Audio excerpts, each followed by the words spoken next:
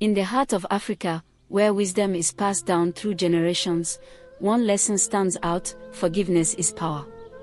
But what happens when anger clouds the heart?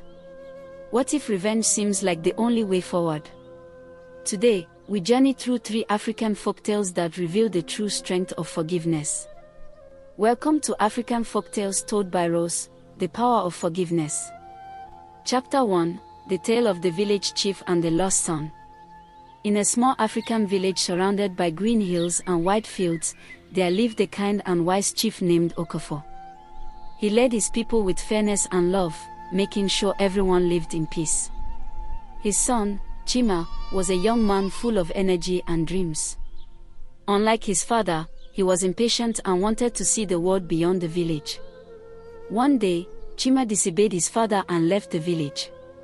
He traveled far away, spending all his money carelessly. He lived a wild life, making many mistakes, until he lost everything. With no money and no friends, he decided to return home, afraid of what his father would do to him. As he walked into the village, Chima was ashamed and scared. He expected his father to be angry. But instead, Chief Okafor ran to him and hugged him tightly. The villagers were surprised. Some thought Chima should be punished, but Okafor said, "My son was lost, but now he is found. That is all that matters." Chima, feeling grateful, decided to change his ways. He worked hard and helped his people. Over time, everyone saw that forgiveness had given Chima a second chance to be a better person. Forgiving someone does not mean we forget their mistakes. It means we choose to let go of anger so we can heal. When Chief Okafor forgave Chima, he gave him a chance to grow into a better man. Forgiveness reduces stress and makes us happier. Holding on to anger only harms us. Chief Okafor's story teaches us that forgiveness is a gift we give ourselves and others. Chapter 2, The Legend of the Healing Hands. In another village, a woman named Adia was known for her kindness.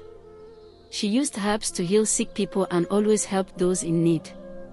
But one day, a jealous woman spread lies about her, saying she was a witch and that she caused the village's drought.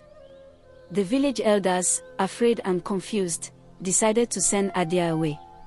She was heartbroken and left with nothing. She walked for days through thick forest, eating wild fruits and drinking water from streams. Just when she had lost all hope, she found another village. The people welcomed her and soon discovered her gift of healing. They loved and respected her, calling her the woman with healing hands. Many years later, her old village was struck by a terrible sickness. The elders who had banished her now begged her to return and heal them. Adia had a choice: to refuse and let them suffer, or to forgive them and help. She chose to forgive. Adia returned and cured the sick. The elders, ashamed of what they had done, thanked her and promised never to judge anyone unfairly again. From that day, Adia was remembered as the woman who healed not just with herbs, but with kindness and forgiveness. When we forgive, we free ourselves from pain. Adia had every reason to be bitter, but instead, she chose peace. Forgiveness reduces stress and brings inner peace. It allows us to move forward rather than be trapped in the past. Adia's story reminds us that forgiveness can heal not just wounds, but entire communities. Chapter 3, The Story of the Young Warrior. In a land where warriors were respected, a young man named Keto grew up with anger in his heart. His father had been killed in a fight with a rival clan, and Keto wanted revenge. Every day, he trained with his spear, waiting for the day he would kill his enemy.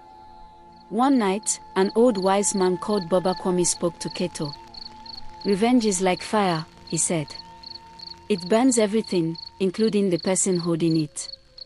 But Keto did not listen. He traveled to find the man who killed his father. When he finally found him, he was surprised to see that the man was now old and weak. He was not the strong warrior Keto had imagined. Seeing this, Keto felt something strange: pity. Instead of killing him, Keto helped him to stand. The old man, full of regret, asked for forgiveness. Keto realized that his heart was lighter when he forgave, rather than when he was filled with anger. When he returned home, Keto told his people that peace was more powerful than war. His village became known for wisdom instead of fighting, all because he chose forgiveness over revenge. Anger and revenge feel powerful, but they destroy our peace. Keto learned that revenge would not bring him happiness. Forgiveness, however, lifted his burden. Studies show that forgiving others lowers blood pressure and helps us live longer. Keto's journey teaches us that forgiveness is not weakness, it is wisdom. The end. Dear viewers, thank you for watching. Forgiveness is not just about being nice, it helps us feel better inside. When we hold on to anger, it can make us sad and tired. But when we forgive, we feel lighter and free. In many African villages, people tell stories to heal and solve problems. They talk, they forgive, and they move on. This brings peace. In the stories of Chief Okafor, Adia, and Keto, we saw how forgiveness changed lives. A father forgave his son. A woman forgave those who pushed her away. A warrior let go of revenge. Each one found peace by choosing love over hate. Forgiveness doesn't mean we forget the pain. It means we free our hearts from anger. If you enjoyed this story, don't forget to like, share, and subscribe to our channel for more amazing African tales. Your support helps us keep these stories alive. Now, think about yourself. Have you ever forgiven someone who hurt you? Has someone ever forgiven you? How did it feel? Share your thoughts in the comments below. Let's continue the conversation about the power of forgiveness. Until next time, remember, choosing forgiveness makes you stronger.